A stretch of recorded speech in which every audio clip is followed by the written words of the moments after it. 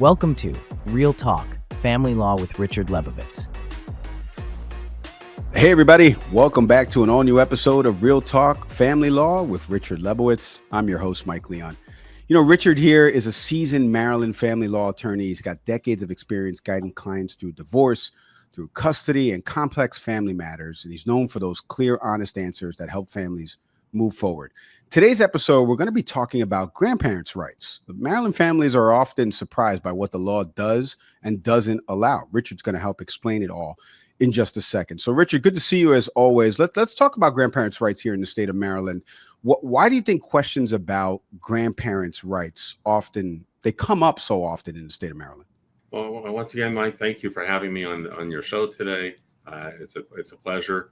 And I look forward to trying to answer all questions about grandparents' rights. It's a very important topic.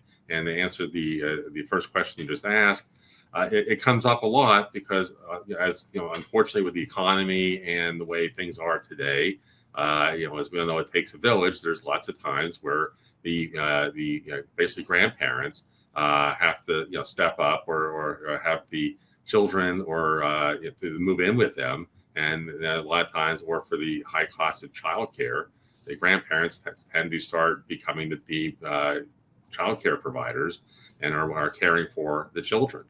And there are just many situations where whether a child is either called up in the military and is deployed, and someone needs to watch the child, or just whatever the issue is in the family, that there's a time when they were to lean on or rely on the grandparents to watch children, get them to and from school, or watch children for an extended period of time.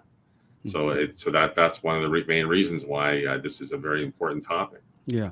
So let's dive a little bit deeper here, because I know Maryland law, it doesn't broadly recognize the grandparents' rights. There's like some exceptions under the law. Can you kind of break down some of these exceptions, what they look like?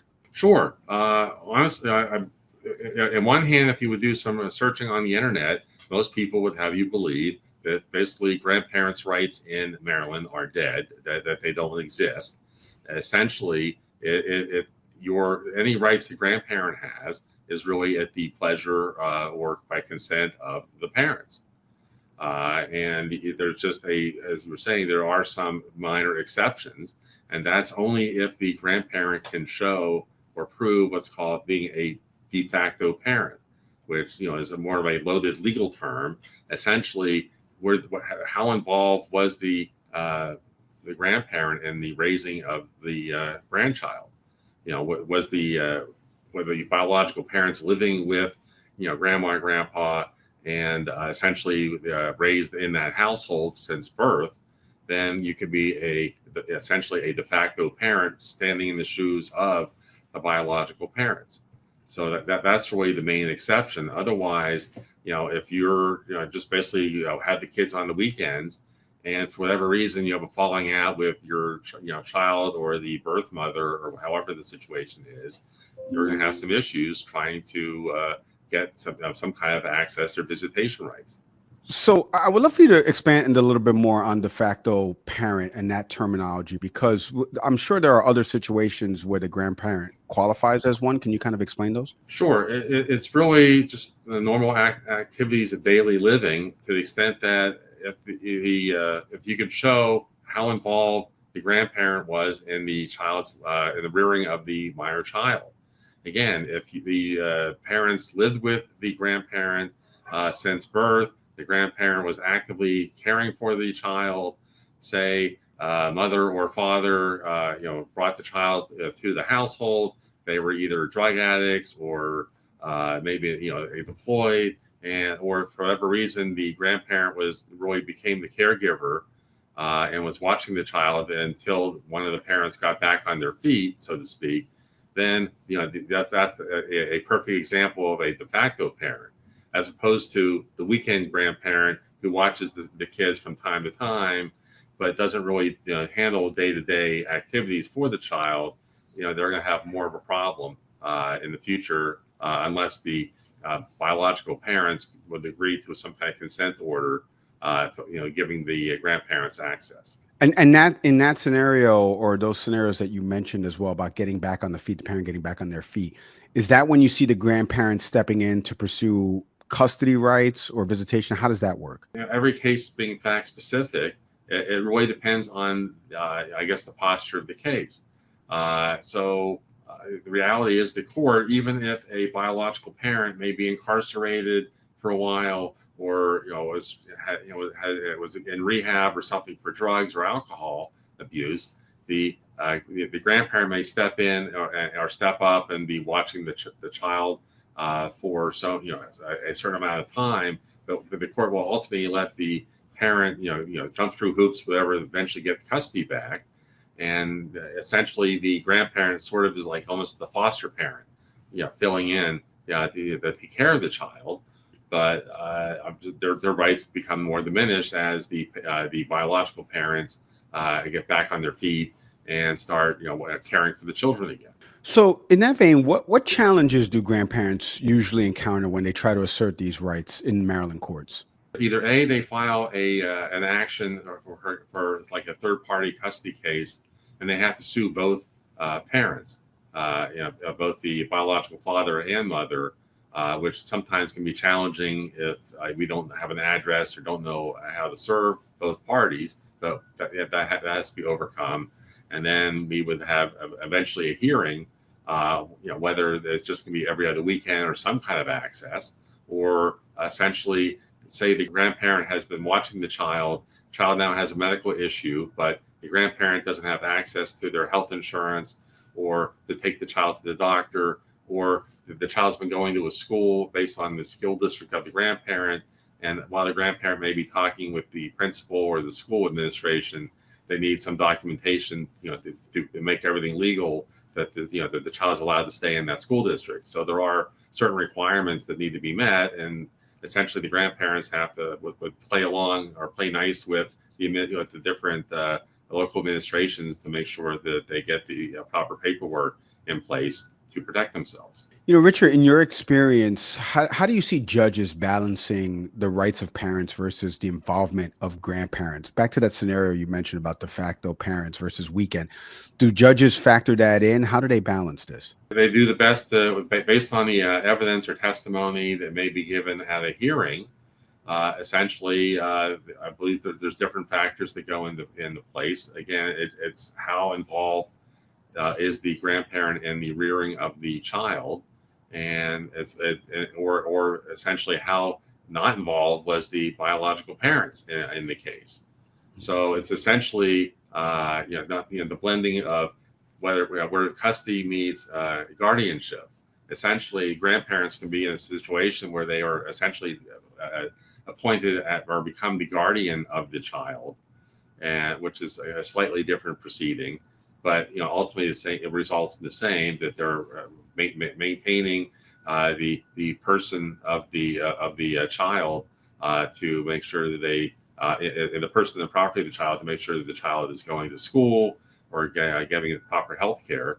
And again, it's usually when working with the school district or with the healthcare providers, this is where these things tend to work out. But the judges balance all the different factors based on the testimony they hear of the ultimate involvement of the grandparents versus the biological parents. And I imagine the factors tend to be favoring the biological parents over that of the grandparents. So it becomes somewhat adversarial, sometimes when you have grandparents saying, hey, we've been active and involved in the child's life and clearly want to keep that bond. And the courts would love to understand that, it takes many people to raise the child. And we want to keep those grandparents involved in the child's life. But a lot of it just comes down to personalities and essentially maintaining the status quo. What was the past like, and what is the path going forward for the future? Because again, it might be that the biological parent may have moved, and it becomes more of like a relocation issue. So there's lots of different issues and nuances that come into play in these types of cases. Richard, for parents that are listening to this, what should they understand about a grandparent's ability or even inability to step into the picture from a legal perspective? Essentially, when I would be counseling the biological parent, because not all biological parents really want the grandparents to get involved. It's just, again, it depends on, they may have been helpful in the past, but when you're, say someone's in rehab, or maybe the grandparent doesn't fully trust or believe that they are now sober, or whatever the issue is, they could be fighting with each other.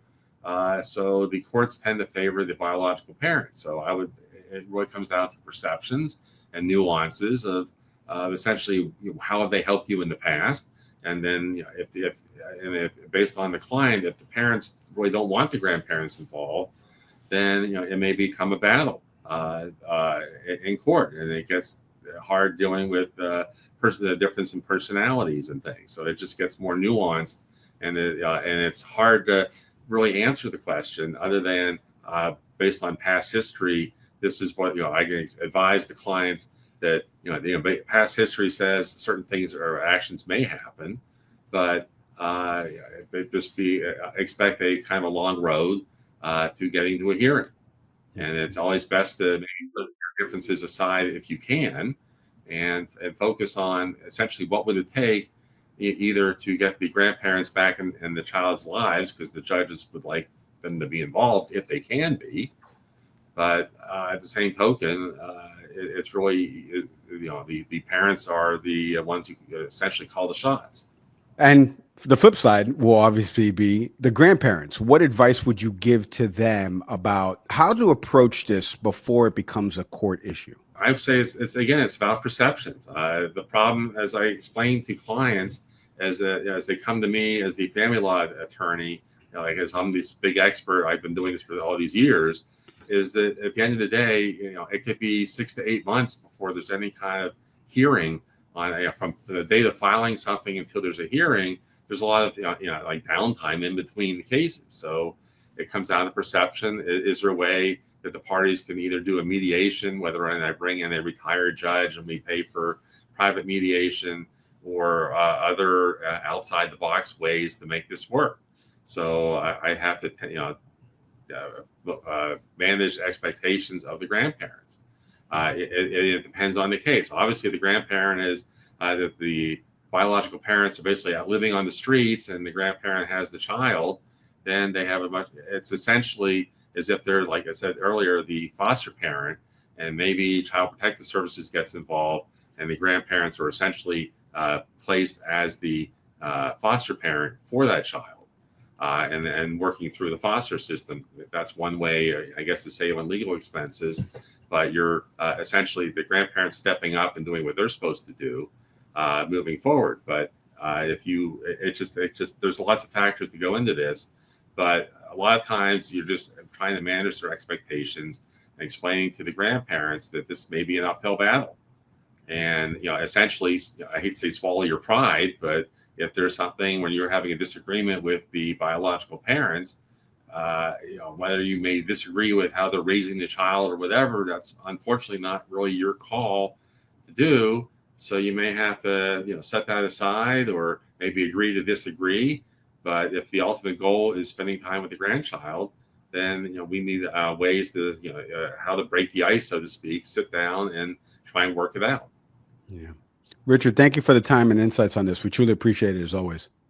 Sure. Well, thank you again for having me on your show. I appreciate it. And thank you to everybody out there listening to another installment of Real Talk Family Law with Richard Lebovitz. If you're dealing with questions right now about custody, visitation, or grandparents' rights, Richard's here to give you the answers that you need. Do me a favor, visit LebowitzFamilyLaw.com to learn more or schedule a consultation with Richard and the team. And as always, like, subscribe, leave a review or comment, or share this episode with someone who needs to hear it. As always, I'm Mike Leon. We'll see everybody next time.